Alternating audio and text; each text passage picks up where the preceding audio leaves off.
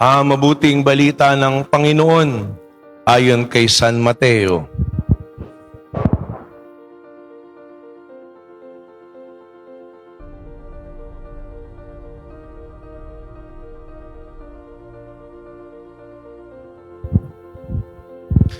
Nang panahong iyon, na marinig ni Jesus ang pagkamatay ni Juan Bautista, siya'y lumulan sa isang bangka at nag-iisang pumunta sa isang ilang na lugar. Na mabalitaan naman ito ng mga tao, sila'y lumabas ng bayat, naglakad na sumunod sa kanya. Paglunsad ni Jesus sa dalampasigan, nakita niya napakaraming tao, nahabag siya sa kanila. At pinagaling niya ang mga may sakit na dinala sa kanya. Nang dapit hapon ay lumapit sa kanya mga alagad, sabi nila, "Ilang puok na ito, malapit nang lumubog ang araw. Papuntahin na po ninyo sa nayon ng mga tao upang makabili ng kanilang makakain." Hindi na sila kailangang umalis pa, wika ni Jesus. "Kayo magbibigay sa kanila ng makakain." Sumagot sila, "5 po ang tinapay at 2 isda natin. Dali niyo rito," wika niya. Pinupo niya sa damuhan ng mga tao, kinuha ang 5 tinapay at 2 isda. Tumingala siya sa langit at nagpasalamat sa Diyos. Pinaghati-hati niya ang mga tinapay at iniyutos sa mga alagad na ipamigay yun sa mga tao. Kumain silang lahat at nabusog. Tinipon ng mga alagad ang lumabis at sila'y nakapuno ng 12 bakol ng hati-hating tinapay. May 5,000 lalaki ang kumain, bukod pa sa mga babae at mga bata. Ang mabuting balita ng Panginoon.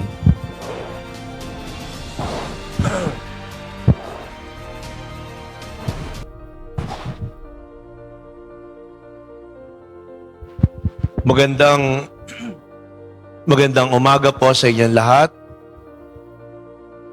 Ngayon ay natunghayan po natin ang kwento o ebanghelyo tungkol sa pagpaparami ng tinapay at pagpapakain ng 5,000 lalaki. At alam po natin, hindi lang 5,000 yun dahil hindi pa sinama sa bilang yung mga babae at yung mga bata. Kaya marahil ay baka 3 o 4 na doble pa yung bilang na napakain ng Panginoon. At ito'y tinuturing ni isang himala. Pero bukod po doon, ito din po yung tinuturing na prefigurement ng Eucharist. Kung paanong nagpakain ng Panginoon at pinarami ang tinapay at nabusog ang mga tao, alam din natin ang banal na Eucharistia ay patuloy na pagpapakain ng Panginoon na hindi lang bumubusog sa atin kundi nagdudulot ng buhay. At sa ebanghelyo po natin, magandang pansinin paano nangyari yung himala? Ano yung ginawa ng Panginoon? Una, sabi po nila meron daw pong 3 po pero pinagsama kasi yung 2. Blessed, broken, tapos shared. Iyan po kadalasan yung description din sa Eucharist. Kaya nga pa nagmimisa tayo, di ba? Kinuha ang tinapay, nagpasalamat, hinati, at ibinigay. Yung pagkilos na yun sa banal na Eucharistia, yun din yung nakita po natin ngayon sa Ebanghelyo.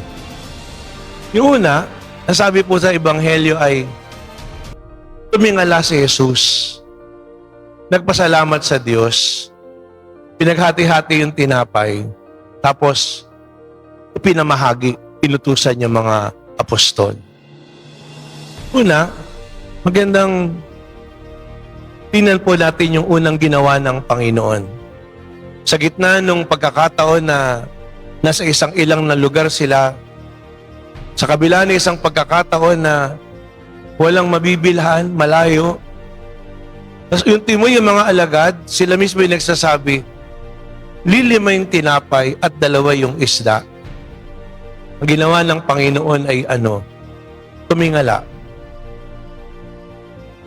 tumingin siya sa langit. Tumingin siya sa Diyos.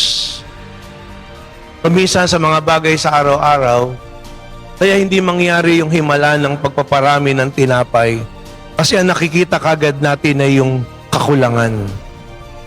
Nakikita kagad natin yung kawalan.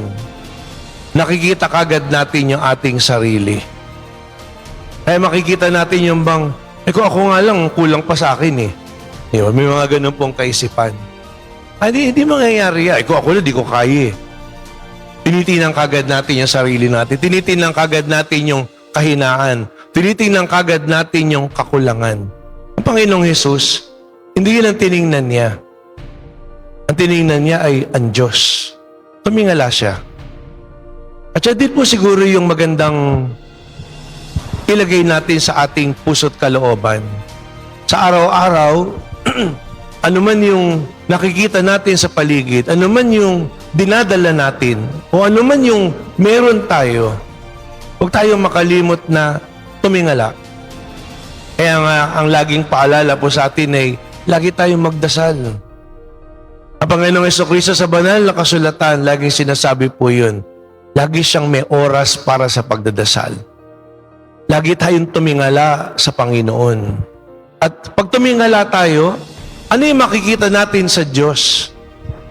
Hindi makita natin sa Diyos na, Lord, bakit ganito?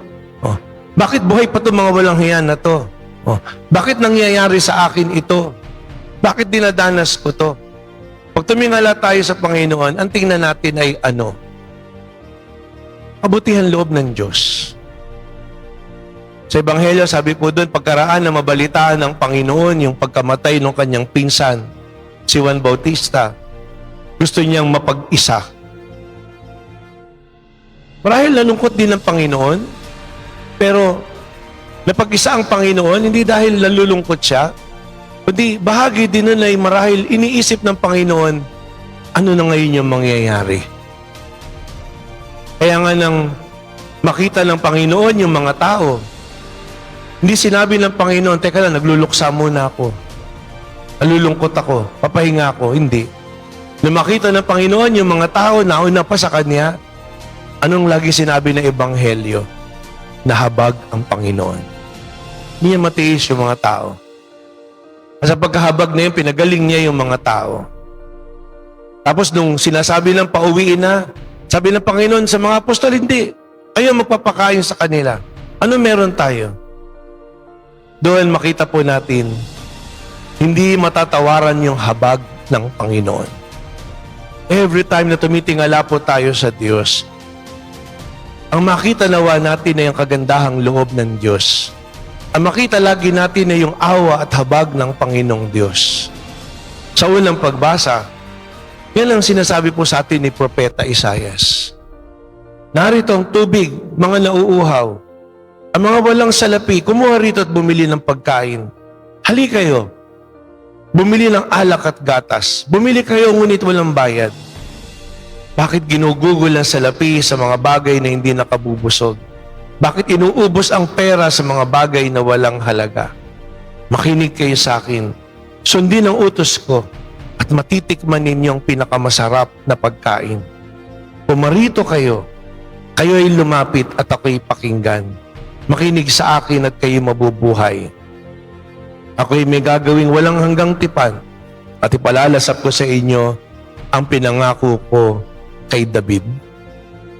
Dito matunghayan po natin ang sarap pakinggan. Sabihin mo, sarap Father pakinggan, kaya lang gutom pa rin ako eh. Pero hindi po. Nakabubusog at nakabubuhay ang salita ng Diyos. At yun yung lagi isaisip natin. Dahil sa kabila nung kasalatan na maaaring makita natin, sa kabila ng mga kakulangan na maaaring makita natin, sa tuwing tumitingala tayo sa Diyos, makita natin, napakaraming biyaya ang Panginoong Diyos na binibigay sa atin. Yung buhay tayo, yung mga mahal sa buhay natin, yung mga tao na tumutulong sa atin, o anumang meron tayo, makikita lagi natin, laging nakahihigit kaysa dun sa iba. Yun ay kung kikilalanin natin ang kagandahang loob ng Diyos. Kaya yun po yung una, lagi tayong tumingala sa Panginoon at magpasalamat. Lagi po tayong magpasalamat. Pag po ang panalangin natin ay puro hingi, lagi tayong magkukulang. Pero pag sanay tayong magpasalamat, matutunghayan po natin ang dami-dami nating pwedeng ipagpasalamat. Ikatlo, ang ginawa po ng Panginoon ay hinati. Sa English, makahulugan po broken. Nangyayari yung himala pagka nandun na handa tayong paghati-hatiin kahit yung pinakamaliit. Kahit yung pinakamaliit. Dahil nandun sa pagbibigay, nandun sa pagkakaroon natin ng bukas ng puso, nangyayari yung mga himala. Minsan, kwento ko na nga po sa inyo yan, nung sinamahan ko po yung mama ko doon sa punduhan, dahil walang magmamanehon, dahil ang papa naiwan pa doon sa kubo sa palaisdaan para doon sa paghuli. Pagkaraan po kasi magpundo, merong libreng pakain yung karinderya. Lalong masarap. Hindi lang bagong luto, libre. Nakaupo na po kami ng mama ko, saka yung dalawang boy, yung tauhan, biglang may umaaligid na dalawang bata. Mga nanghihingi ng mga isda-isda. Ako minsan naninipa ng isda dun sa may nakatumpok. Dahil lumaki din po kami na sa punduhan Nung makita ng mama na nakatingin, sabi niya, gusto niyo? Kasi nakita mo naman, pag nananakam na gano'n, nakatingin sa'yo Gusto niyo? Gusto mo, sige mo po kayo dyan. Dumating po yung ulam namin, hindi naman na kami humingi uli. Nakakahiya naman yung mamimigay ka lang, manghihingi ka pa. Diba? Minsan meron gano'n, alikay ka. Magpa-project tayo, tapos ang project manghihingi. Wala namang masama po doon, pero dapat meron ka ambag sa sarili mo. Ginawa po ng mama noon, hinati niya yung pagkain niya. Ako hinati ko din para mabigay doon sa dalawang bata. Nakakatuwa po, nung makita ng dalawang tauhan namin, hinati din nila yung kanila. Ang nangyari, lahat kami tikakalahati, yung dalawang bata buo. Tapos nauna pa nila naubos. Pero doon makita niyo po, yun yung himala nung kahit kaunti. Imagine niyo, no? Nakagawa ng himala ang Panginoon. Libre, walang bayad. Wala kang binili. Kasi binigay lang Pero yung binigay na yon, kahit maliit, hinati mo pa. Nagbigay pa ng doble dun sa tao. Kaya po, yan po yung napakahalaga na lagi nating baunin. Pag nandun yung habag sa puso mo, pag nandun yung pag-ibig ng Diyos sa puso mo, at yan yung baon natin, hindi magkukulang. Yung narinig natin na unang pagbasa, yung himala na yun ng dumami, nangyari po yun. Diba yung community pantry nung panahon ng COVID? Wala nang mabiling pagkain, ubos na kasi yung mga tao na nakapag-ipon na para sa kanilang mga bahay. Ano nangyari? Pinauso ni Patricia nun yung community pantry. Diba? Noong araw, akala mo sinusuot lang yun na panloob. Iba po pala yun. Pantry pala. Ngayon, social na. Pag sinabi mong cabinet, pantry. Diba? Meron laman yung pantry natin. So, nadagdagan yung bokabularyo natin. Hindi ba't nangyari? Yung community pantry na yun, lumaganap sa buong Pilipinas. Sana wag pong mawala yung kagandahang loob na yun. Kasi ngayon, pag titingnan natin, ang naglulubog sa atin ay yung ating pagkamakasarili. Yung pagkakanya-kanya. O yung pag-iisip na, ano ba yung makukulimbat ko dyan? Ano ba yung pakinabang ko dyan? Ano ko riyan? Broken. At kahit sabihin mong mahina ka, hindi hadlang yung kahinaan mo. Dahil magpupuno lagi yung grasya ng Diyos. Because grace builds on nature. Grace perfects nature. Kaya nga sabi ni St. Paul, it is when I'm weak that I'm strong. Hindi dahil pinagmamalaki ko yung kahinaan ko, kundi dahil binubuksan ko yung sarili ko sa Diyos, hindi magiging dahilan yung kahinaan ko para hindi dumaloy yung grasya ng Diyos. Bagkus yung kahinaan na yun ay magbubunsod ng pagtutulungan, pag-aagapayan, pag-aalalayan, pagdamay. At sa huli, share. Pagkarahatiin na yun, nandun na ibahagi. Makapagbahagi. Kaya nga doon po pumapasok yung banal na Eucharistia. Ang habag ng Panginoon, ang pagpapasalamat ng Panginoong Diyos, ang patuloy na paghahati ng Panginoon, ang pagbibigay sa atin, ginagawad niya patuloy sa banal na Eucharistia. Kaya nga po yung pagsisimba natin, hindi natatapos na nandito lang tayo.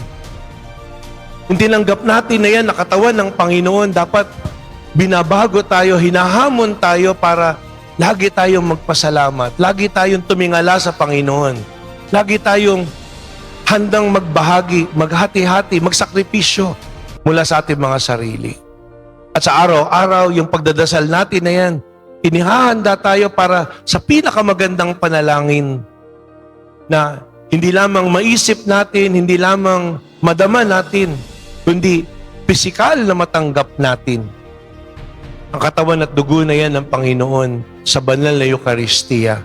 At patuloy na paghugutan natin ang lakas at baon natin sa bawat araw ng buhay natin sa buong linggo. Kaya babaguhin tayo nito para laging nagpapasalamat, laging nagsahandang magsakripisyo, laging handang magbahagi at mag-alay ng buhay. Yung mga nakikita po nating mga bagay-bagay sa buhay ngayon, pag titingnan po natin, yun yung kakulangan na po kasi ng paghahari ng Diyos sa buhay ng bawat isa sa atin. Meron ako isang video na nakita ng isang araw, sumasakay si BBM doon sa helicopter. Tapos may nagsasalitang mga bata. It turned out, hindi ko maintindihan, Bisaya po yung sinasabi. It turned out, nagmumura pala. Minumura, kung ano yung mga pinagsasabi doon sa video. Tapos tawanan sila ng tawanan laban nandun sila. Samantalang dinalaw sila, kasi nga may baha, dinalaw sila para bigyan ng relief. Dinalaw sila para nandun. Hindi ko naman talaga binoto po yung dalawa na yan. Kaya lang, sa ayaw mo sa gusto, sila yung Pangulo eh. Sila yung namumuno. At tinuruan naman siguro tayo ng mga magulang natin ng pagiging disente na dapat sanay kang gumalang. Lalong higit na ang kinakatawan niyan ay ikaw. Ikaw, kaya nga pang-ulo eh. Hindi pampugot ng ulo o panggilit ng ulo. Yan ang sakit ng lipunan natin ngayon. May isang vlog po ako nakita. Sinulat ko po eh. Kasi pag tinitingnan ko yung nakikita natin ngayon na yan yung mga, lahat ng yan, yung mga pagmumura, yung pagsasalita na masakit, yung pambabastos o lahat ng yan, na siyang dahilan kung kaya nakikita natin yung paglaganap ng mga bagay-bagay ngayon. Pag binalikan po natin yun yung kakulangan ng habag. Yun yung kakulangan ng pagkilala sa Diyos. Anong pupulutin mo sa minumura ang Diyos? Anong pupulutin mo sa puro PI? Inanay mo yun, doon ka galing. Magulang mo. Ay pag binabalikan ko po, yung nararamdaman natin ngayon, eh parang flood control yan nung pagmumura lahat, pagpatay, lahat na. Eto ngayon, ang bunga. Sabi po ng isang vlog, bago po pala, sabi ng isa, meron tinanong daw yung bayan, anong gusto mo? Magandang bahay o magandang pangalan? Marami mga tao sabi magandang bahay. Pero kung tutusin, dapat magandang pangalan. Kasi yung bahay nasisira eh. naluluma, wala rin titira. Pero yung magandang pangalan, yan ang puhunan para sa mabuting buhay. At hindi pinag-uusapan yung may magandang bahay. Maganda nga yung bahay kung galing masama. Wala din. Sabi nung isang vlog, sabi niya, kapag may anak kang mabait, magalang, matinan nyo nga yung mga anak nyo. Pero kayong mga anak, mabait. Diba? Mabait ba yan? Magalang, responsable, marunong rumespeto sa magulang, hindi ka lang swerte. Daig mo pang mayaman. Ang pera pwedeng kitain uli. Pero ang anak na may magandang ugali, hindi pwedeng mabili ng kahit gaano kalaking halaga. Ang tunay na yaman na isang magulang ay isang anak na marunong magmahal, umunawa, at gumalang. Ano po yun? Dalhin nyo lagi sa Panginoon. Pag-iisipin po natin, yan yung ginagawa ng Panginoon sa Ebanghelyo. Yan ang ginawa ng Panginoon sa kanyang mga alagad. Tinuruan niya, laging tumingala sa Diyos. Laging magpasalamat sa Diyos. Laging handang magbahagi. At lalong higit, handang maghati, magsakripisyo. At pag tinignan po natin yung mga bagay na yan na dinala tayo ng magulang natin sa pagsisimba, tinuruan tayo na magdasal. Tinuruan tayo ng mga bagay tungkol sa pananampalataya. Tinuruan tayo na rumespeto. Tinuruan tayo na magmahal. Tinuruan tayo na gumalang. Marahil maliliit na bagay yan no araw. Pag di ka namumupo, tinatapik yung bibig mo. Pag di ka nagmamano, ano yan? Nakakita ba kayo ng multo laban dumating? Yun, minsan pinagagalitan po tayo. Ulit-ulit. Pero sa huli, pag titingnan po natin yun, lahat ng mga bagay na yan, kahit maliliit, sa bandang huli, yan yung magiging sukatan ng pagkatao natin. Kung tayo man ay katulad ng Panginoon, magiging mabuti, sanay rumespeto, hindi lang sa kapwa, una tigit sa lahat sa Diyos. At bunga nun ay maging mapagmahal at mapagbahagi sa kapwa. Kaya sana po, lagi nating bigyan ng oras ang pananalangin bilang pamilya everyday. Mag-rosary, magnilay sa salita ng Diyos, magdasal kahit sandali. At pag-araw ng linggo nandun. Pagsumikapan natin na bilang mag-anak ay makapagtipon. Sama-sama na mailapit. Dahil yan ang pinakamahagandang yaman. Ang ating pananampalataya, ang kabutihan ng pagkatao. Ang isang pangalan, mabuting pangalan. At ano yun? Ang pangalan ng Diyos na binubuhay tayong patuloy sa pamamagitan ng banal na Eucharistia.